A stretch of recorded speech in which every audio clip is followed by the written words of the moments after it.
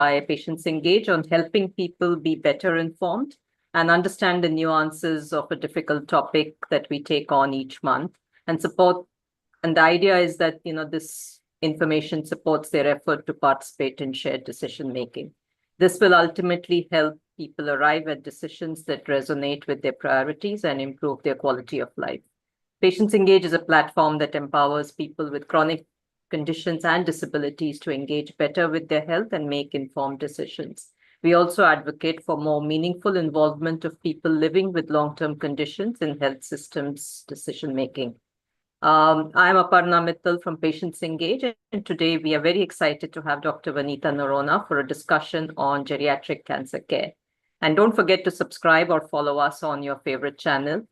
So cancer is largely a disease of aging, even though, in the media, we might get a sense that it happens more to younger people. But the point is that older people may also have other chronic conditions like diabetes, hypertension, respiratory issues, etc. They may be frail. So should care for older persons be personalized, keeping this in mind? So during the course of this conversation, we will unpack what geriatric oncology or geriatric cancer care is, where it stands today, why it's important to consider this aspect of cancer care, and how families can navigate cancer care of older persons and make informed decisions. So this is being live streamed. If you post your questions, we will try and address them, but we don't have too much time, so we will try and get to it later for sure. Before we begin, let me introduce our expert guest. Dr. Vanita Noronha is a leading medical oncologist at Tata Memorial Hospital. She's a researcher with extensive expertise in the management of head and neck, thoracic, genitourinary cancers, precision medicine, and geriatric oncology. She's a professor in the Department of Medical Oncology at Tata Memorial, Mumbai. And her academic work not just spans clinical work, but also clinical trials, translational research, and development of cost-effective cancer treatment protocols tailored to resource-constrained settings. So welcome, Dr. Vanita. Thank you for joining us today. Thank you so much. It is a real pleasure to join you. So let's start by what is geriatric oncology? And given that cancer is anyway a disease of aging, why do we need a special focus on geriatric cancer care? Okay, thank you. So the word geriatric means older, and oncology is basically cancer. So when we say geriatric oncology, we mean cancer in older people. And you are absolutely right. Cancer is a disease of aging, and as people get older, the chance of getting cancer rises. However, why do we need to recognize it as a separate branch?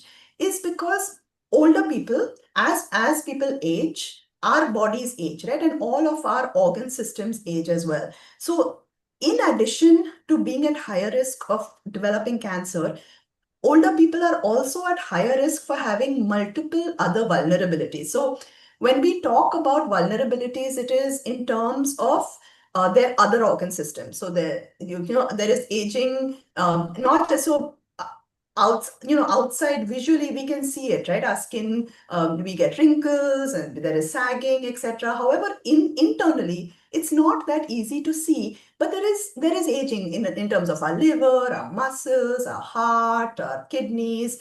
Most of our organ systems age. So treatment, any kind of medical treatment is different in an older person, and particularly cancer treatment. So it's very important for us to recognize this fact. And this is the crux of geriatric oncology. So it is not like treating any person with cancer. An older person with cancer, a geriatric cancer patient, has so many other vulnerabilities that need to be addressed in addition to the cancer. And all of that plays into the treatment of the cancer, right? So taking care of other vulnerabilities helps you to take care of the cancer better and helps the patient to live better as well. Right. So when you say geriatric or older, when does geriatric oncology kick in? And is there a formal way of assessing? Is it only age, or are there other factors as well? So perfect. That's the crux, I think, of the issue. So how old is old, right? And it's a moving target. This age cutoff is different across the world. The standard age used by the WHO is age 65, but this primarily is for people who live in the US and Europe. In fact, in Europe, it's actually 70. So how do you define this age? Like how does one tell what is it a particular, one day if somebody is 64 and a half and that person is not old and gets old, the day they become 65? That's not the case. So normally when we talk of a cutoff, it is the population cutoff, and that depends upon the retirement age, so as well as the life expectancy of the population. So in India, our life expectancy currently is about 71 years. It's much higher in the US, in Europe, in Hong Kong. Hong Kong has the highest life expectancy. So in India, our age cutoff for retirement is 60. Right, so a person, when you reach the age of 60, most of your older age benefits also kick in. So your government old age benefits kick in at age 60 and above. And think about it. So when a person retires, their whole lifestyle changes, right? So you're not going to work, and you are at home. Your entire, the entire focus changes. Your activity level goes down. Everything changes, right? Your social circle totally changes. So that actually is the cutoff that we use in India. So in India, a person who is 60 and over is considered an older person. Sorry, you had asked another question. How do you assess a person, right? Sorry, I'm not able to hear you. Yeah. Is it only age, or are there other factors that, is there an assessment that gets done, or are there other factors that are looked at? I know you talked about various organs as well, but, is there a formal assessment? Absolutely. So age is so when we talk about age, it's a chronologic age, and that's absolutely not what we are talking about when we assess an older person with cancer. It is the physiologic age. And how do you assess that physiologic age? So a person who is 45, for example, may be frail and may have a lot of other, maybe have some chronic illness or have had an accident and be paraplegic. So that person may be much frailer than somebody who's very fit and who is perhaps 68 years old. So what we actually want to assess is the physiologic age of the patient. So how is that patient functioning as compared to a healthy person of that age? And how do we assess that? So we assess that by means of a test called the geriatric assessment. And the geriatric assessment is essentially assessing multiple domains, so non-cancer domains. So when we see an older person with cancer, we assess their other domains that are important to them for living independently and for their quality of life. And those domains are comorbidities. So comorbidities meaning other medical illnesses like high blood pressure, diabetes, Parkinson's, things like that. So comorbidities.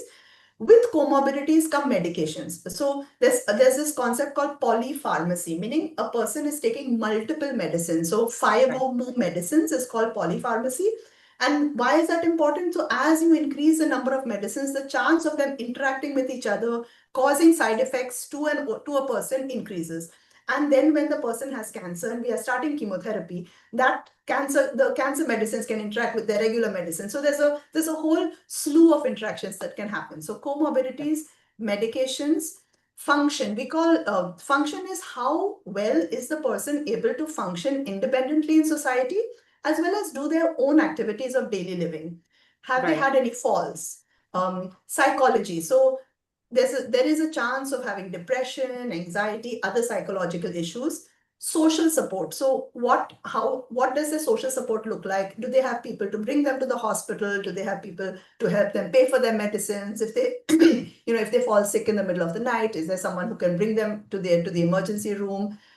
If they are sick at home, is there someone to cook food for them? Things like that. So there's social support network. So as part of the geriatric assessment, we evaluate all of these different domains using various validated questionnaires.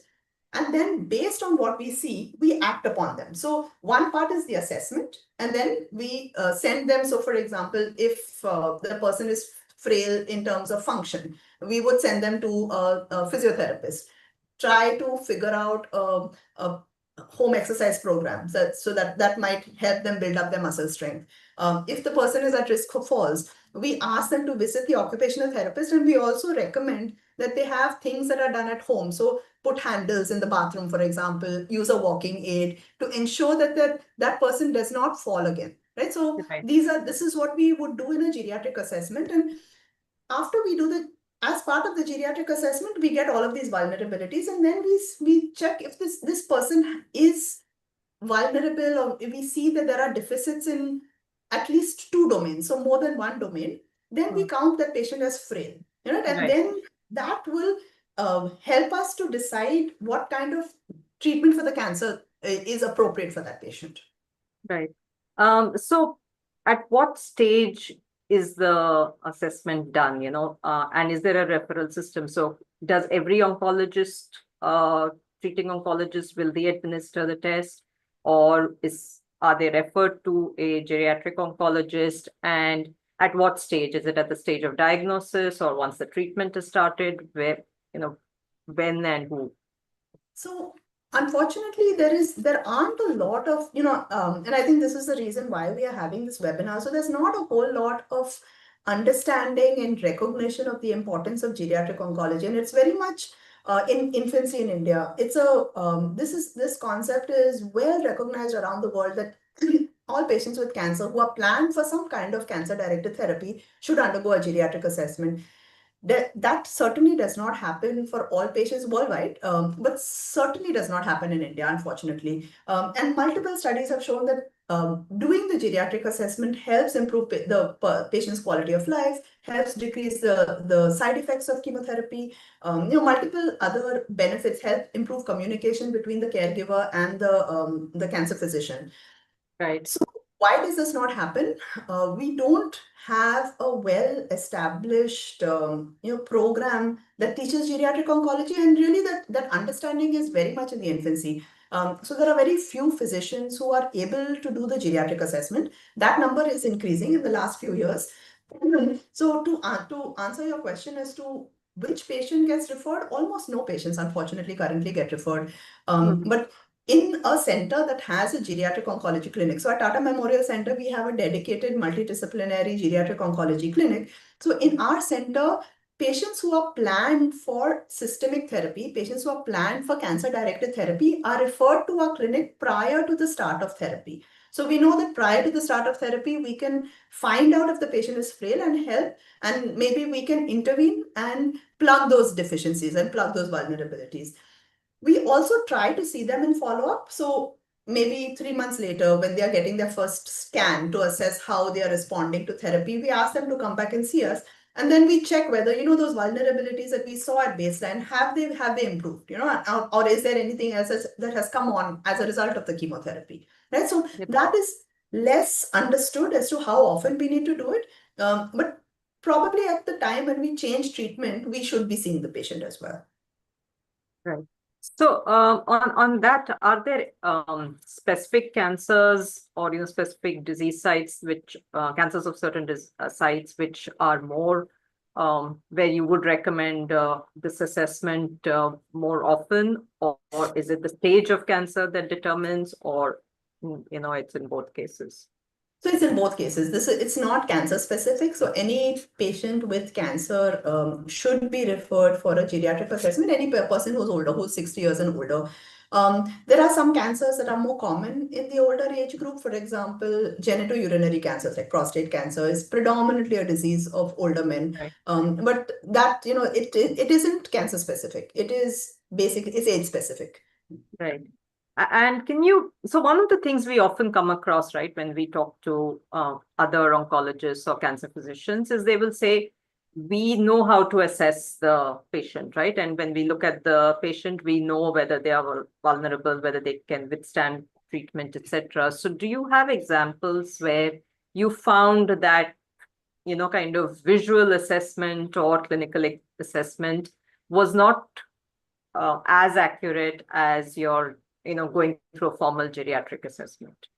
Absolutely. So, and I think we have seen this in terms of studies. So, I mean, I can give you multiple individual examples, but we know this from studies in a systematic manner that when you look at the patient and we do this eyeball test, right? And all of us, the issue is that our clinics are really busy, and for us, it takes time to do geriatric assessment, right? So we see the patient, and looking at the patient, we make a quick decision. This patient will probably withstand chemotherapy. This patient will not.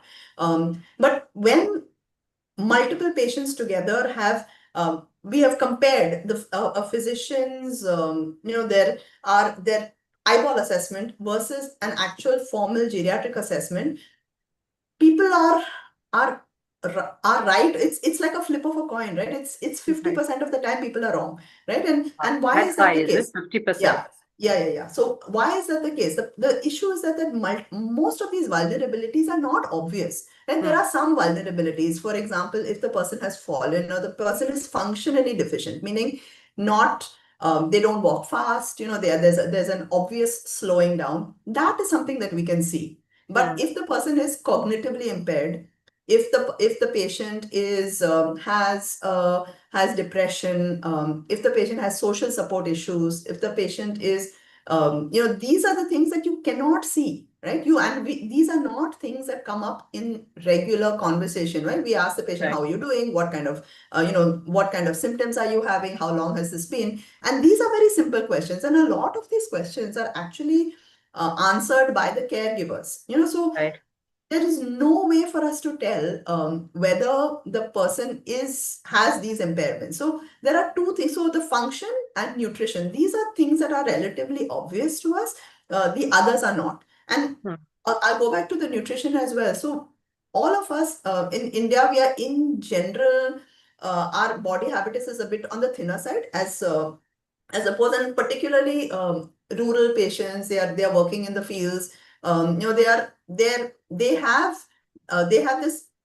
When you look at them, they look like they are undernourished, but they are malnourished, but they actually aren't. They are actually fit. So this is the other way, right? You look at them, they look really thin. And then, so for example, there was this patient today who the patient's son came to my clinic this morning, and he didn't bring his mother at all, and she had a tumor. And so without trying to break confidentiality, the tumor was localized, so he didn't bring her, and he said, she is very frail and I don't know what can be done. And he showed a little video of her, and so when I came, my resident had seen this before, and he said, Madam, she's really frail, you can just look at it and see. And he showed me the video, and she looked very thin. And I said, but is she up and about? The son said, yes, of course she's up and about. So I said, then bring her. She lives very close by. They live somewhere close to the hospital. So he brought her. And then I asked her, what are you doing every day? So she said, I get up, I boil the milk for the family, I do a bit of cooking, I take care of the grandson. I said, this is not a frail person, right? Not a frail And, person. the reason, so why did my resident think that she was frail? She weighed 30 kilos. She was really thin. So I said, is this how you've been all your life? She said, this is like, I've always been thin. In fact, when 6 months ago, I was 30 kilos, now I'm 32 kilos. So, this is something that you can't, if you see somebody, we are often wrong. That we are often in our judgment, we are wrong. And that's why we have the systematic manner of evaluating patients, and that's very important in geriatric oncology. Another thing is the kidney function. So how do we check kidney function? So our kidneys they age as we grow older, right? And how do we check our kidney function is with a blood test. We check the serum creatinine, right? So what is that serum creatinine? That is a protein that is produced by the muscles. It's a muscle protein, which is then excreted through the kidney, right? So as you get old, so if the creatinine goes up, it means that the kidneys are not functioning very well. So the kidneys are not excreting enough of it. But as you grow older, as you grow older, your kidneys are not functioning well, but your muscle mass also goes down, right? So you're producing less, right? So the level actually, so because you're producing less, but you're excreting also less, the level actually looks normal, right? So then when you measure the kidney function, it actually looks normal. But then when you do a functional test, we call it a DTPA scan. Then you find that actually the kidneys are not functioning. So this is another example. Just by looking at it and doing the regular test, we can't tell. Right. So So you said currently we are not in the stage where we have a formal referral process. We don't have, not all hospitals offer geriatric oncology or a geriatric assessment. So how can a patient or a family member ascertain if they need a geriatric assessment? And if they do, if they feel that, there's a suspicion that, yeah, maybe it's a good idea for them to do it, who should they reach out to do this assessment in an Indian context? Yeah, so there are centers that do it. For Tata Memorial has a geriatric oncology clinic. There are other centers around India. So there's a center in Varanasi, Tata Memorial in Varanasi. There is a center, Dr. Tarachand Gupta has a center that has a geriatric clinic. There is a Gericare hospital in Chennai where they could do it. So there are multiple places that they could do it, but this is not the solution, right? It's not. It should not be that we have 5 centers in India that do it. So I would really like for a day to come when all centers have a place that can do a geriatric assessment. And I think if patients ask for it, if we increase the awareness and we start advocating for this from the patient perspective, Right, then right. this can increase, right? It's not a difficult thing to learn.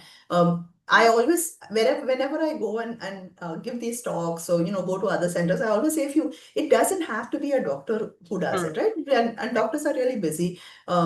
It can be a nurse, it can be a resident, it can be a paraclinical staff who is trained to do the geriatric assessment, because after all, these are basic tests which there are questionnaires, or there are tests which are administered to the patient, and then we can then actually get the results. So I always say, send somebody.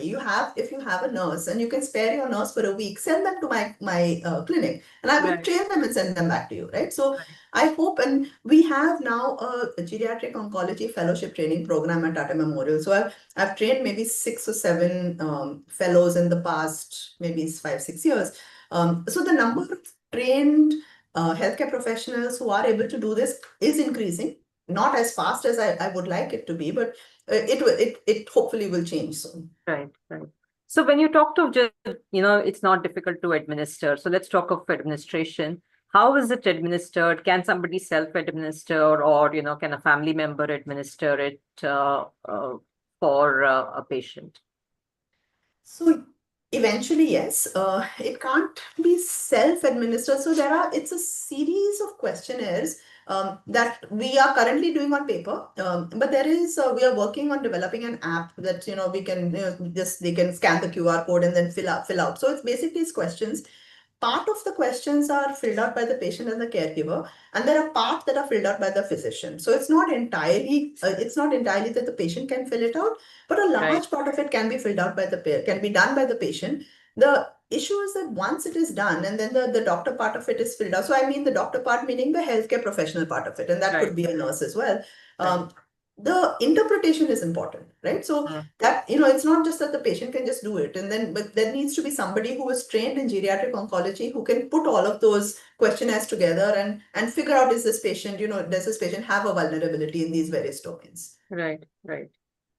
So, in terms of, and normally when you conduct this or administer this, do you administer it with both the patient and the family member together? And again, given an Indian context, because as you said, often it's the family member who takes the lead, then how do you ensure autonomy of the patient as well? This is a very tough question, and maybe $1 million question. So we initially give the papers to the patient and the caregiver. So I don't really know.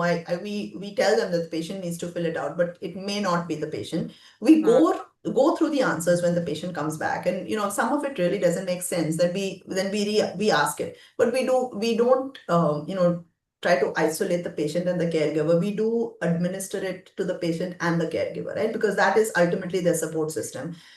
We do try to, speak to the patient directly. mm, But, there are times when the caregiver says, the patient will be devastated if you talk to mm, him or her, and, tell them that him or her has cancer.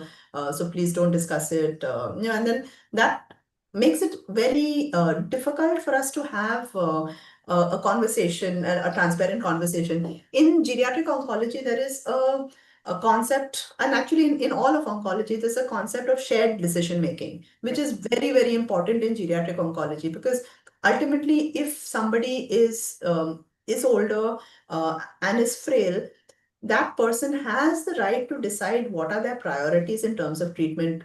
Do they want to take really toxic treatment that may increase their longevity, but will detract from their quality of life, right? So having that discussion is very difficult when we are not able to directly discuss with the patient. But we try, our best to try to use a little bit of, kind of fudge the words and say, what would you think, what in this scenario, how would you like to go Right. about it? Right. But for the vast majority, we do discuss this openly, so, this is your cancer perhaps is, and particularly if your cancer if the person's cancer is in the palliative setting, meaning it is advanced cancer, and whatever treatment we are giving is given with the intention of palliating symptoms, prolonging survival, but not cure. We're not aiming for a cure. Meaning this is going to be the life-limiting event, and that person is going to be on treatment for the rest of their life, right? Right. And that treatment will have toxicities as well. So a lot of older persons have different priorities as opposed to a younger person who has a family to support, and who wants to see Right. their kids get married, for example. So that discussion is also very important, and that's part of the discussion we have in the geriatric oncology clinic. Right. Right. And so what happens after the assessment? You've done the assessment. Does it change the line of treatment? How do you work with the treating oncologist on this change? So once we do the geriatric assessment, we come up with the scores in the various domains, and we decide. So this person is say cognitively impaired, functionally impaired, and has multiple comorbidities, right? So we say that this person is frail, for example. We then ask the patient, we counsel the patient and the caregiver what needs to be done for us to intervene to improve these vulnerabilities, right? So if there is a vulnerability in the functional domain, we recommend that that person gets exercises as advised by the physiotherapist. So we send them to our physiotherapist and to our Right. occupational therapist. If there is cognitive impairment, then that's a bigger discussion, for them to decide who is their healthcare proxy. We look through their medications. There are some medications that patients are chronically on, particularly a lot of our pain medicines, that can further worsen cognitive impairment. So we try to go through the medication list, try to sort out and stop some of the medicines. So things like that. So we, depending upon what vulnerability has been diagnosed in the geriatric assessment, we then try to intervene in those vulnerabilities. We then, as part of the geriatric assessment, we've tried to assess how likely that person is to develop very severe toxicities, so severe side effects from chemotherapy, right? So it's a score. It's an online calculator that gives us the chance. So this person has a 60% chance of developing, severe toxicity, so ending up in the hospital or or in the ICU because of chemotherapy, right? So that gives us it's a score. We then look at that score, look at the geriatric assessment, and then talk to the patient. This is what your plan is. This is your chemotherapy plan. This is what we think you, through your geriatric assessment, it looks like you are frail or you are fit. And Right. this is the chance that you have of having side effects, right? And what do you think about that? Is this something that is acceptable to you? And putting all of that together, we talk to the patient, talk to the caregiver, and then we give our assessment to the treating medical oncologist, to the treating cancer physician, and say that, this person has a high risk of developing severe toxicities, and maybe you may want to consider reducing the dose of the chemotherapy, right? Right. So once we did this exercise, we did the geriatric assessment for about some 500 or 600 odd patients, and we then So every patient who came to our clinic has already seen the oncologist and has a Right. treatment plan that has been planned out for them. So they are planned for a particular line, say radiation with chemotherapy or two drug chemotherapy, one drug chemotherapy, something like that. Right. They then come for their geriatric assessment, and then we write the geriatric assessment. This patient is frail, or this patient is fit. This patient has X chance of developing severe side effects from chemotherapy. And then we send the patient back. So we don't change the plan. And Right. then we did this exercise and we went back and we checked whether the chemotherapy plan changed after the geriatric assessment. And it changed in about a third of the patients. About 35% of the plans actually changed following the geriatric assessment. The majority of those plans were reducing the intensity of the treatment. So if the person was planned for full dose chemotherapy, that patient then, after the geriatric assessment, we realized that the patient is frail, which was not obvious earlier, and Right. that dose of chemotherapy was reduced. So in about at least a third to 40% of patients, the plan changes, and majority of those plans changed to a reduction in dosing. Right. And typically the impact is more on the systemic treatment, like, for instance, chemotherapy, and not as much on radiation and surgery, or So the most of what we have, most of the data that we have is in chemotherapy and in systemic therapy, right? Or most of the trials that have proven the value of geriatric assessment has been in terms of chemotherapy, in terms of reduced side effects of chemotherapy in patients who have geriatric assessment. We don't right. have as much data for patients who are receiving radiotherapy or surgery. Theoretically, and I mean, intuitively, it should be able to predict, the surgical morbidity and mortality. We just don't have those results. Right. We have some data that doing a geriatric assessment and doing something called prehabilitation. So Mm. trying to, get the person fit to Right. survive, fit to do the surgery. That helps. But we don't have as robust data. So I'm Right. trying to stick to evidence-based medicine as what we have from clinical Right. studies. Right. Right. So that was my next question, is whether the prehab slash rehab care or other supportive care, does that change based on the assessment? So the assessment guides the prehab and the rehab care. So based on the assessment, we try to then do certain directed exercises. Right. Cognitive exercises, physical exercises, things like that. Smoking cessation, based on what we find in the geriatric assessment. So yes, it does direct your prehab. So, you mentioned earlier in terms of the communication with the family, right? Sometimes families don't want you to tell the patient, etc. But um, do you actually, and you covered that to a large extent, anything else that you would want to add on that, to what we said? No, I think I mean, how do that's you approach it? Are there any recommendations that you would want to use this platform to, tell our audience? so.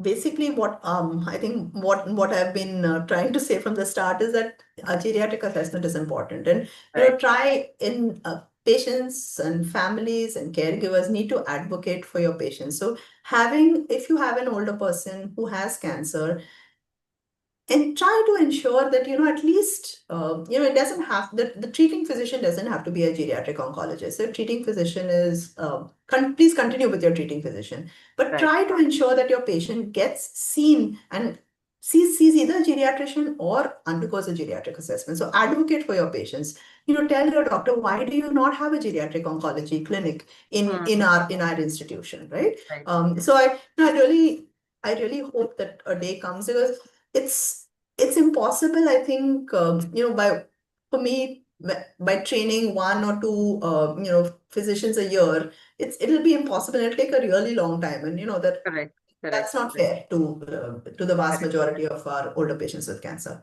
Correct. So we'll come to the gaps and challenges a little bit. In terms of, when you look at palliative care, At what stage in the conversation do you introduce that, especially as after the geriatric assessment? Do you have a situation where you need to have the conversation as a geriatric oncologist on palliative care, or you leave that with the treating oncologist again? So we have a palliative care physician as part of our multidisciplinary geriatric oncology team. Right, We firmly believe that our palliative care physicians should be part of the conversation early rather than later. And right, because there's multiple issues in terms of pain management and multiple other things that need to be done upfront. right. That can improve the patient's quality of life. So we involve our palliative care colleagues very early in the Mm. conversation, and they are an integral part of our geriatric clinic. Right, right. And you also talked of what kind of cultural or social support factors come in, etc. So again, from an Indian standpoint, have you found any cultural or socioeconomic factors that significantly impact, the ability um, to do a proper assessment, as well as, or kind of, it kind of necessitates the need for an assessment, a formal assessment, and also how does it affect cancer care? So all the assessments that we do in our geriatric oncology clinic, the entire geriatric assessment has come from the West. Mm. None of the assessments that we are doing have been actually been devised in India. And Right. a lot of them are culturally inappropriate, right? So Mm. for example, function. So when we are assessing a patient for something that we call IADL, instrumental activities of daily living, we Right. have there are various things that it asks. So are you able to launder the clothes? Are you able to Mm. cook the food? Do you do the household chores? So do you do cleaning of the house, right? So and there is a difference. So these are the three things. In addition, the other things are managing money, things like that, Mm. So there is a different scoring system, right? So there are 8 questions, and a woman needs to score all 8. The woman needs to be able to do all 8, but a man needs to do only 5. So these three things, like the laundry, the cooking, and the household chores, Mm. men don't do. So I think that is traditionally that, and that has come from the West. The problem in India is that once a woman has a bahu, all these three Mm. things don't happen, right? I mean, Right. so it's actually the culturally our older women also are not doing any of these. So all our older women are, and the thing is that we don't. It's hard to assess now that they are sick. Are they able to do it because they haven't been doing it for multiple years, right? Correct. So Correct. I think that's just one example. There are so many other things. So our when we are doing the cognitive assessment, one of the basic thing is the clock drawing Mm. phase, right? Right. And Right.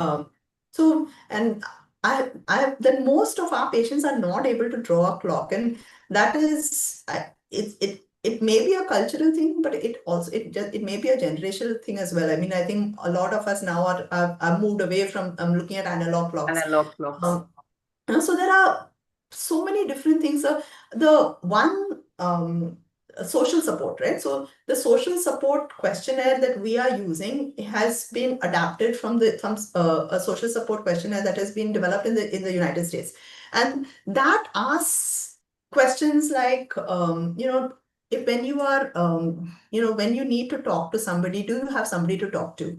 Mm. Um, do you, do you have someone to share your problems with, and Right. Right. the problems for our patients is the opposite, right? They have too many people to talk to. So actually, when we use this social support questionnaire for our patients, we found that almost none of our patients had any social issues. Which then I looked at it and I said, this is so absurd. Our patients have vulnerabilities in all of the other domains, but socially they seem perfectly fine. And is that the case? Because our patients look like they have a lot of social issues.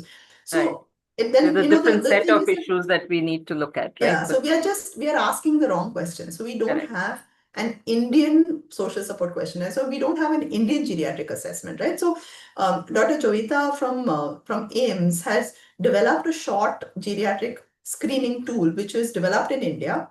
We haven't started using that as yet, but that is one tool that has been developed in India. But that is a screening tool. So we need in-depth tools for each of these domains, which is India specific. So currently we are working on developing the social support tool, because I think that is the one that is the most ethnically inappropriate for our patients. But we'll eventually work on developing tools for all of the geriatric assessments as Right. well. Yeah, so that leads me to the next question, right? We talked of cognitive decline and frailty. Are there other comorbidities like that? Because we do have a rising, kind of incidence of diabetes, hypertension, respiratory issues, etc. Do these also impact treatment and outcomes? And is it only Absolutely. restricted to polypharmacy or other aspects as well? Absolutely. No.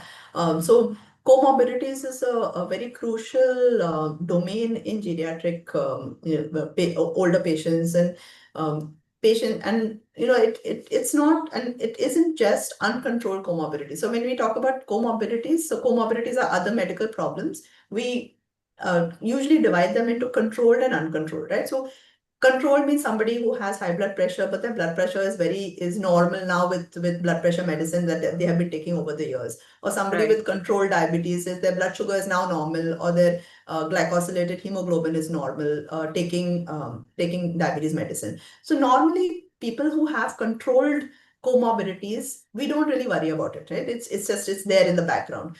But in right, older patients, even these controlled comorbidities are an issue because of the medications that they are taking, and all these medications add up and cause side effects and cause interactions with their chemotherapy, right? So comorbidities is a very important factor here in our older patients. The other way that comorbidities impact an older patient with cancer is assessment. So we need to assess how advanced the comorbidities are, because this is a little bit of a difficult discussion to have, but comorbidities also are a competing cause of death for our patients, right? right. So if somebody has a very advanced heart failure, for example, Hmm. that will and that is a life limiting comorbidity for that patient, Right. then we probably have no business treating the cancer, which is not treating maybe a low-grade prostate cancer, which is not going to cause problems, for, Hmm. the expected survival of that patient. Right.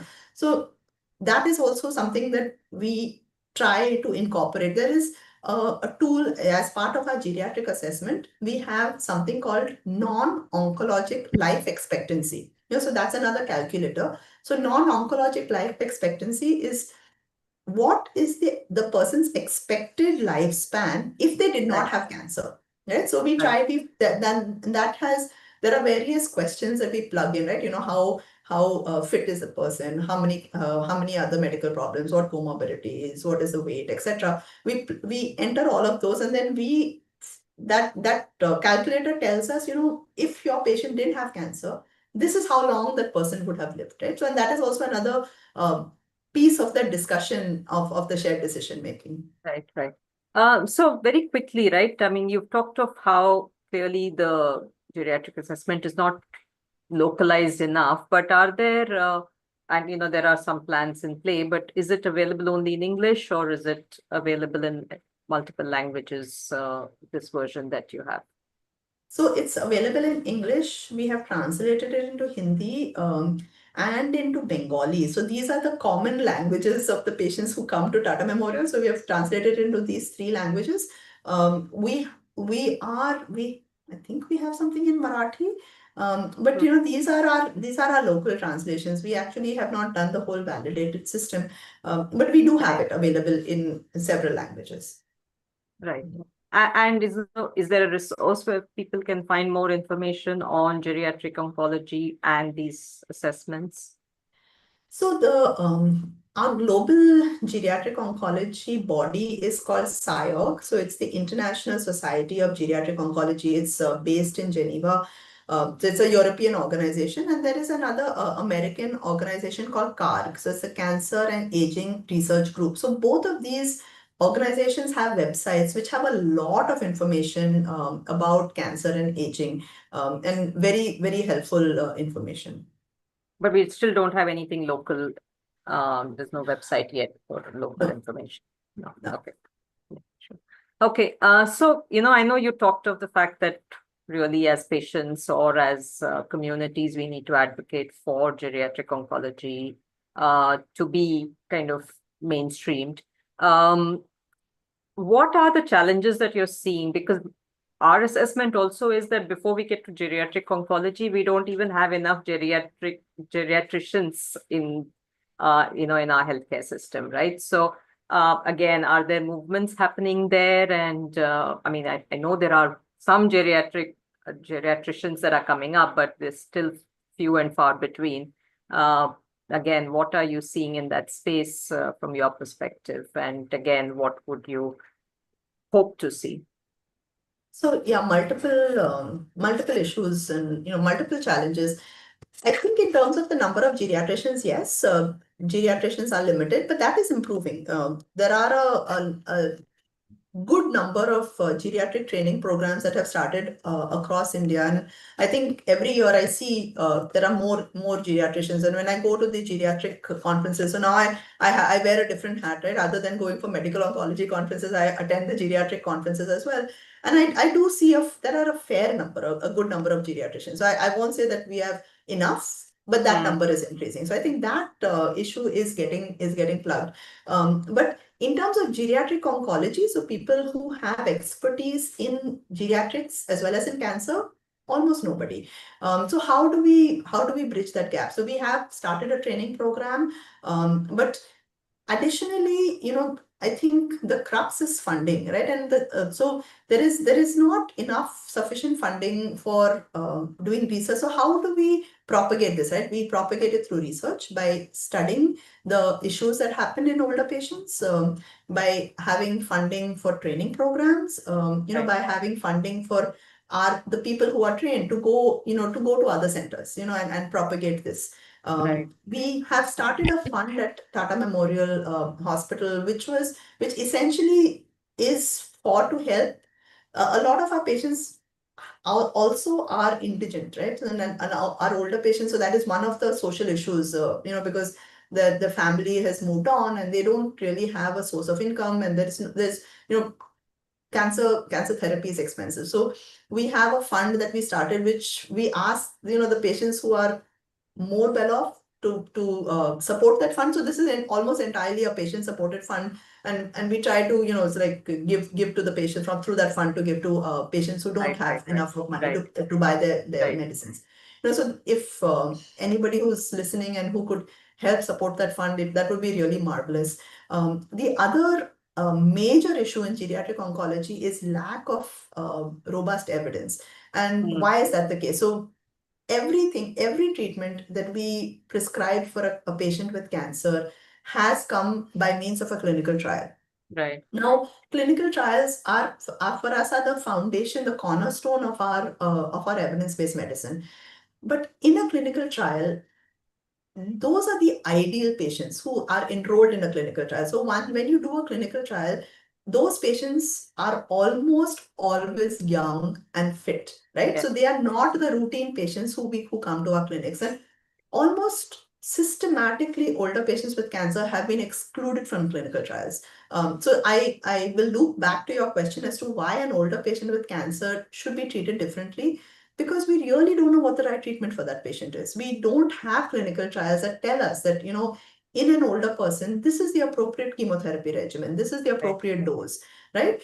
So we urgently need research that is done particularly in older patients. And Right. for that, we need money. This is not a group that is well represented anywhere in any of the clinical trials, and it is not a well-funded group, right? In general, most studies have not supported this, right? And so that's the second lack. We need people who Inclusion of can. older patients in trials and research. Yeah. Yes, and so advocacy and funding. I think these are the two big needs that geriatric oncology has, and that would really go along when this is a problem that is going to increase, right? Our population is aging.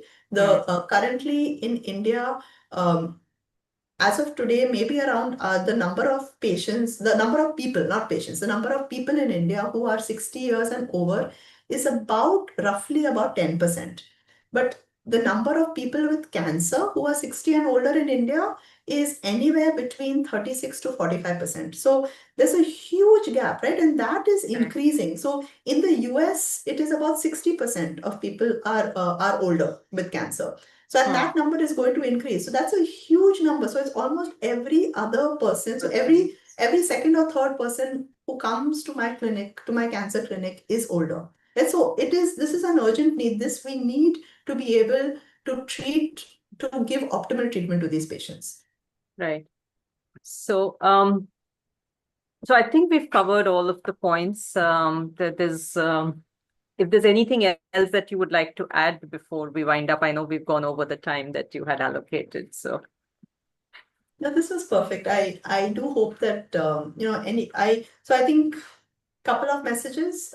If you are an older person with cancer, or you are a caregiver of somebody who's an older person with cancer, or if you know somebody who's an older person with cancer, try to ensure that they see somebody who has expertise in geriatric oncology at least once, to get a geriatric assessment. If you have the ability to advocate for this, to your hospital or to your other hospitals, please do so to start a geriatric oncology clinic. And if you have the means to donate money, either for patient care or for research, this is a very urgent need. So I think these are my 3 asks. thank you. So thank you, Dr. Vanita, for kind of explaining what geriatric oncology and geriatric assessment is. As you've highlighted that it's really important for all of us to get our act together on this and proactively advocate for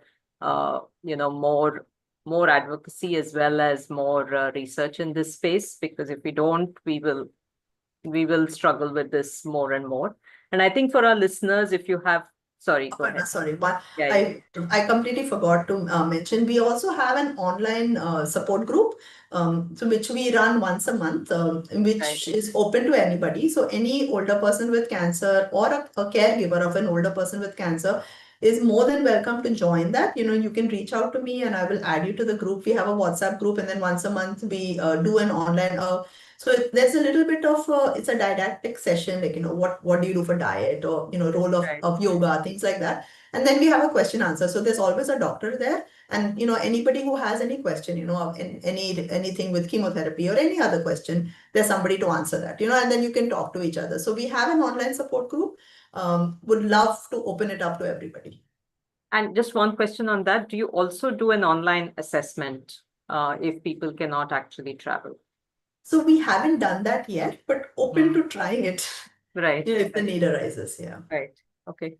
So yeah, as I said, I think you've highlighted very clearly the need for advocacy, both for research inclusion of older people in research, and that's been a ask which is growing globally as the population is aging, but not enough in India. And then also clearly, even in an Indian context, we need to advocate for more support for older patients in terms of geriatric oncology. And as you said, there's always need for funding. And for our listeners, I think Dr. Vanita mentioned the geriatric oncology support group. We will add a link to that or any information in the show notes. And if you have any questions, please write into us at Patients Engage through our website or through the social media channels, and we will try and respond as quickly as possible. So thank you so much, Dr. Vanita, for taking the time and addressing all of these questions. And really wish we will continue to collaborate with you to see how we can advocate for geriatric oncology. Thank you so much, Aparna, for this platform. It was a real pleasure. Thank you. Thank you. Thanks.